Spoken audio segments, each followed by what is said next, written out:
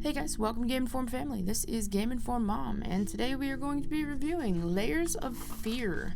I played Layers of Fear as part of our Terrortober 2020 series. The Let's Play will be linked in a card to the upper right of your screen or linked down in the description if you are interested in watching the Let's Play. Although I will say this, if you have any intention of playing the game, I do not recommend watching a Let's Play before you do so.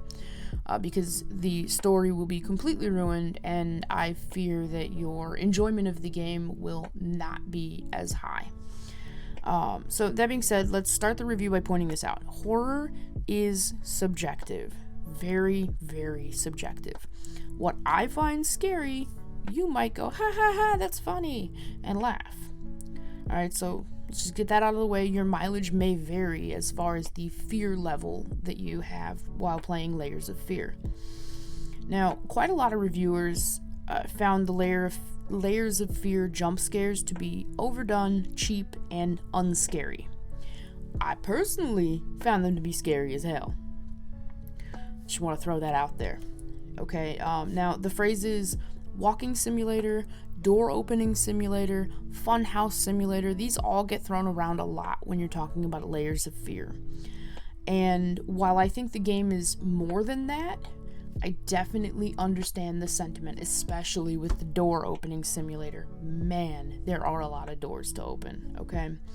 I do want to point out at this point that there will be spoilers in this review. In fact, the next several minutes are going to be one giant spoiler.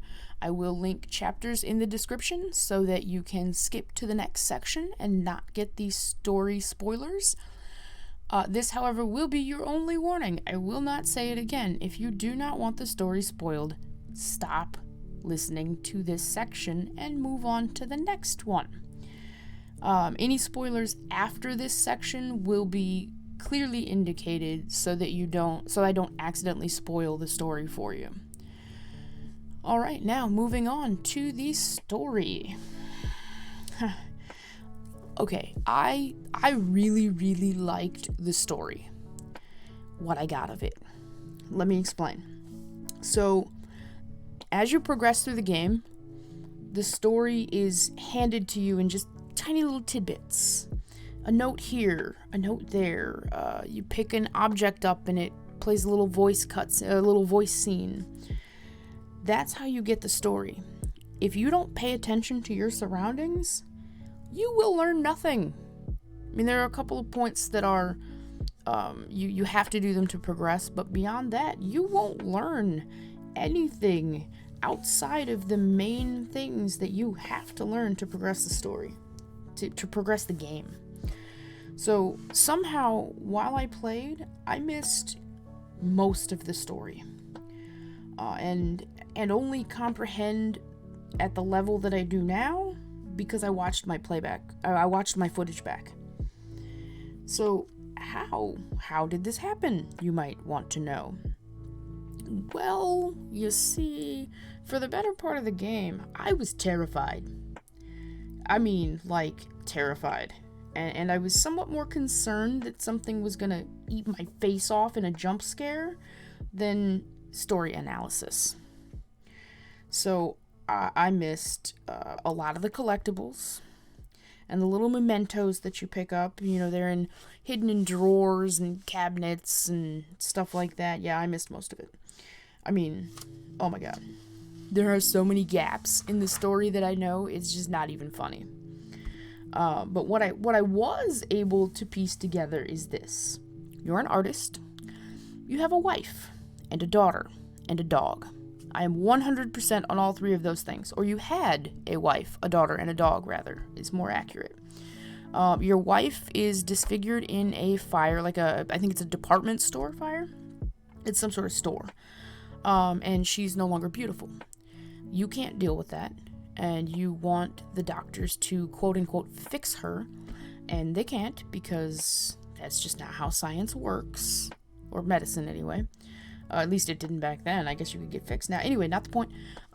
So because she's disfigured and you no longer find her beautiful, you throw yourself into your work. and you avoid her and neglect her and become a drunk. You might have been a drunk before, but you're definitely a drunk now.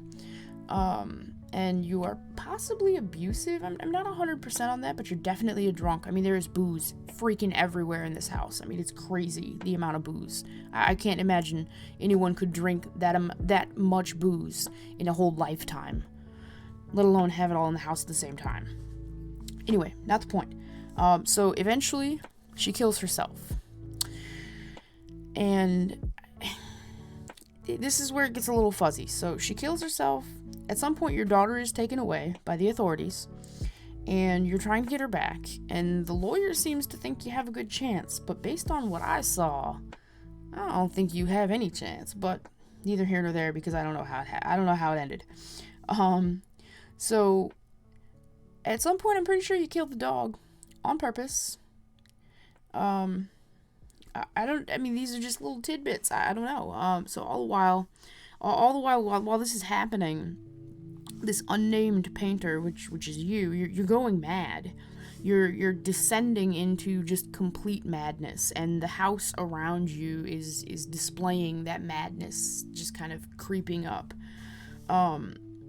So I don't know why the daughter was taken away, but the painter was absolutely neglectful to the daughter. Once the mother died, or maybe before the mother died too, I don't know, you used your painting to not pay attention to your daughter. And possibly you were abusive. I don't know. I mean, I don't want to accuse anybody, even a fictional character, of being abusive to their children, but yeah, you might have been. I don't know. And, to make matters worse, the painter is an unreliable narrator, which means that anything that he says is suspect. So, I mean, he's saying things and you don't know if you can believe it or not. So that makes piecing the story together challenging at best. But I mean, all of that being said, I really enjoyed the story, even though I don't really know what happened. I mean, I can't tell you what really happened in this house. And the fact that I liked the story as much as I did, but I missed so much. There are so many holes in this story that I pieced together. It's so disappointing. I think that it could have been done better, where you wouldn't miss as much of the story if you didn't explore every single nook and cranny. Which, unfortunate that it wasn't done better. But I think the next logical step here is going to be atmosphere. Oh man, the atmosphere is just off the charts. I mean, this Victorian house, mansion, house, whatever, is so beautiful and terrifyingly awful at the same time. Like, at the beginning, the house looks pretty normal, and then as you descend into madness, it gets, like, grotesquely just awful. And you can walk into a room and, it looks completely normal like this, and you trigger an action like these, oh my god, with the mouse traps that scared the crap out of me. But you can trigger something, some action like that, or a painting kind of melts its face off and you turn around and there's just this grotesque scene behind you. It's so crazy. And like, as the game continues, it just, the environment changes around you, and it just gets more crazy, I guess. And like, there are morphing hallways, although they're overdone and eventually pretty predictable. They're visually very well done. The soundtrack is absolutely phenomenal. It plays the exact right music at the exact right time, creating this just wonderful experience. The voice acting, it's passable. It's not fantastic, but it's certainly not the worst I've ever heard in a horror game. Now, I want to talk a little bit about performance. So, I played the game on PC with my settings maxed out. Now, my PC is not beastly by any stretch, but it can hold its own. Running the game and OBS, my recording software of choice, was not pushing my CPU to its limits by any mean, but I did get some frame rate drops. Not bad, noticeable, but not to the point where it's unplayable. Which is why I mention performance. Normally I wouldn't even bother, but I did watch a couple of reviews from like the PS4 and the Xbox version. There are some frame rate drops that are noticeable and irritating enough for people to ding the review on them. Just FYI if you are playing on a console. I assume the Switch is the same way, but there aren't a whole lot of Switch reviews for the game, and the couple that I watched didn't really mention too much about it. So just throwing that out there. Moving on to the graphics. The graphics are dark. I mean, like, I played with the brightness settings cranked up so that it wouldn't be just a black screen when I uploaded my gameplay to YouTube with their freaking compression. And at times, it was still dark. So my suggestion on that is to turn up the brightness a little bit so as to avoid the complete black that will undoubtedly make things difficult to see. Now, when the game isn't dark, the game is absolutely gorgeous. Before we move on, I do want to mention that something that I forgot earlier. The paintings in the game are, or were, before they got all distorted and crazy looking, real paintings. The baby face painting? Oh, the baby face painting. Oh, you know the one. The baby with the hairy face. It's actually based on a real painting displayed in some mansion in Austria. It's not a perfect copy, but it's horrible. I just thought that was an interesting little side note. And actually all the I don't know about all, but many of the other paintings are based on actual real paintings. So that was kind of cool. All right, but anyway, next thing I want to discuss is gameplay and controls. The reason I didn't go too much into graphics is because I don't really think that the graphics are important in this game. It's not the graphics that make the game, which is why I just kind of glossed over it. Just throwing that out there. So we're going to discuss gameplay and controls. On PC, the controls are pretty typical, WASD, nothing crazy here. They felt fine. When you open something like doors, drawers, and such, you have to click, hold, and drag it open. Most of the time, this worked well enough, though it did at times get a little frustrating when you couldn't open something because maybe you were standing too close to it. But other than that, I mean, all typical fare here. The gameplay itself is the same thing for a few hours. As I mentioned earlier, the phrase door opening simulator is thrown around a lot, and you do open a crap ton of doors, cabinets, and drawers. And like most of the cabinets and drawers are empty, but you feel compelled to open them all because the game teaches you right off the bat that that's how you're going to get the story. Opening hundreds of empty containers gets really irritating, if I'm being honest. So, you're opening 100 containers and you get 6 bits of story. That's crazy. And while we're on gameplay, I do want to mention that the game has very little replay value. Especially after you collect all of the little collectible bits and bobs.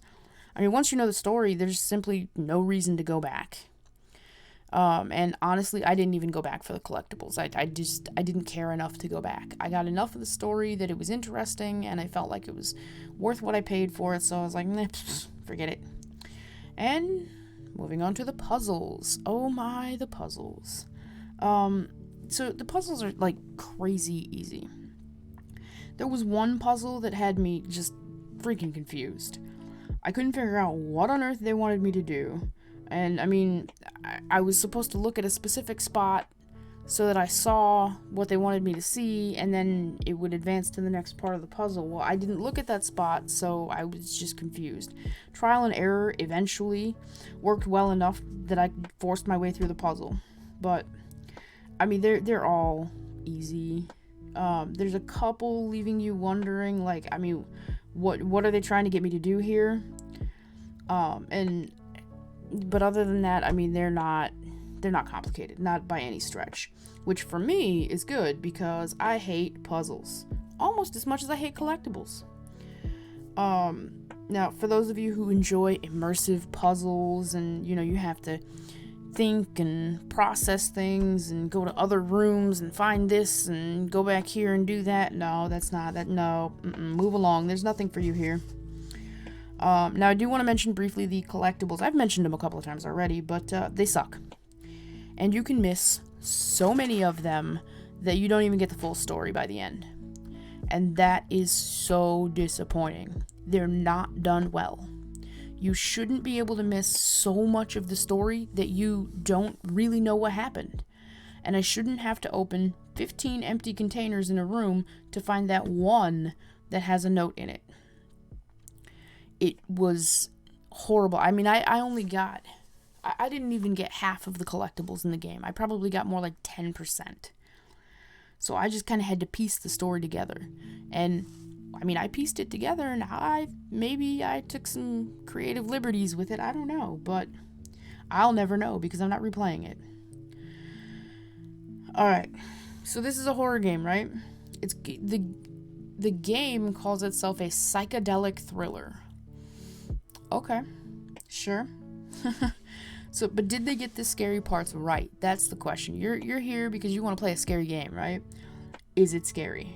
I mean, I'm glad I don't have a heart condition because the jump scares were just brutal. Every time they got me throughout the whole game. Even when I knew it was coming, I knew there was a jump scare coming. I walked up on it knowing, going, oh yeah, she's gonna eat my face off. And I walked up and I still got scared. I mean, my heart rate was just pounding the whole freaking game. Just the whole game. Now, that being said, subjective. You know, a lot of people didn't find it scary, and after the first few jump scares, they were like, oh yeah, jump scare, she ate my face off. That wasn't how I took it. And then on top of that, the music starts at the exact perfect time that it just raises that fear level, for me anyway. It raises that fear level. And then, you know, the grotesque scenery when you aren't getting your face eaten off by a jump scare was perfect. It really added to that, like, horrific atmosphere that I think they were going for. Alright, so, as mentioned, you can play on pretty much, you know, whatever you got. PC, Windows and Linux, by the way. I don't know about Mac. I forgot to look. But also, PlayStation Network and Microsoft Store and the Nintendo Shop all have the game available digitally. There is not a physical copy of the game other than a limited run edition, which is sold out, and if you want to buy it used, it is incredibly expensive. I'm talking, I found one for $176.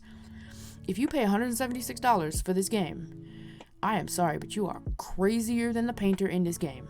I mean, legit, okay?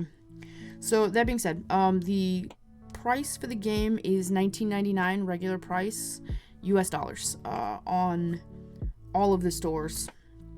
The Masterpiece Edition, which includes the Inheritance DLC, which normally costs $4.99 alone, is $22.99 regular price in all of the stores, except the Nintendo Shop. You can only get the Legacy version, which is the Masterpiece Edition anyway.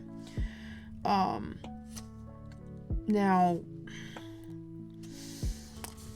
I'm just $19.99 is too much for this game. It is. But hey, that's your money. You do what you wish. But so let's let's move on to the verdict, okay?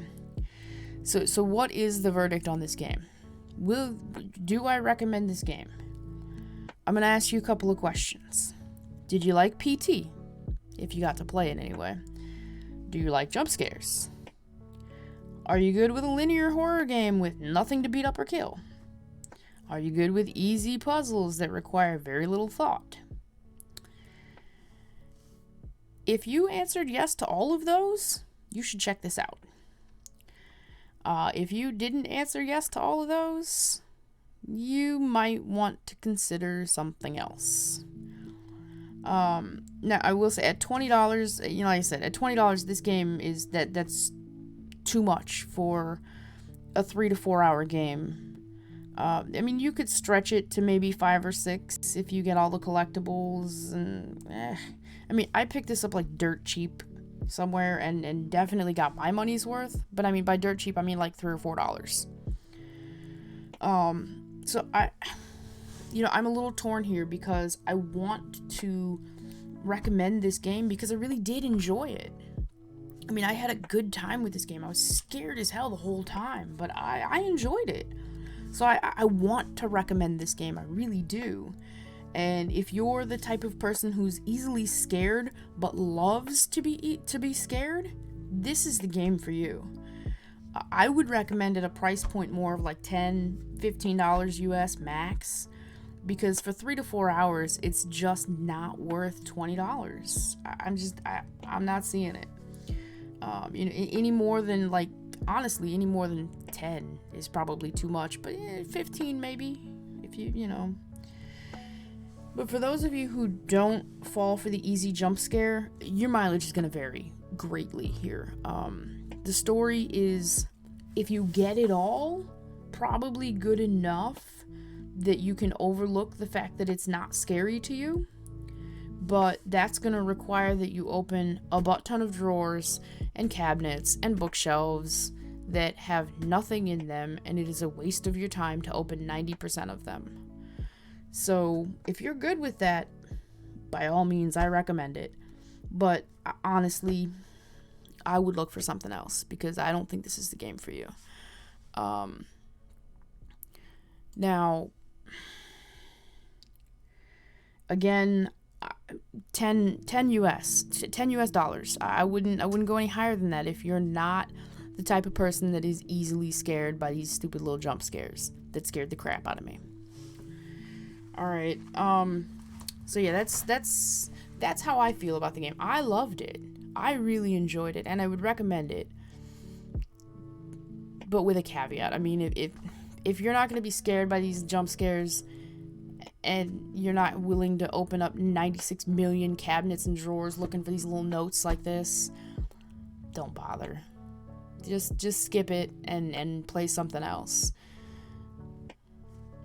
So that has been my review of Layers of Fear. I hope you enjoyed. I hope it helped you out. I don't know. I mean, I'm kind of all over the place with this one because it's so hard for me to say yes, I recommend it, but no, I don't.